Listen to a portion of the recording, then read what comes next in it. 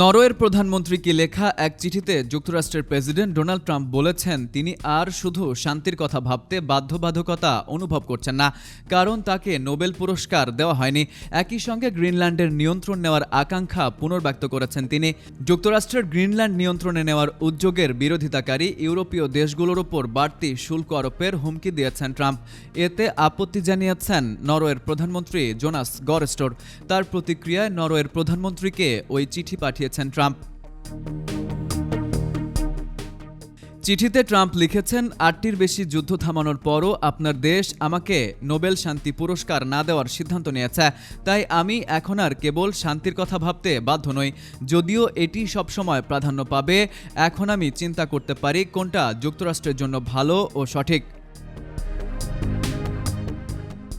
২০২৫ সালে শান্তিতে নোবেল না পেলেও পদকটি শেষ পর্যন্ত ট্রাম্পের হাতে গেছে।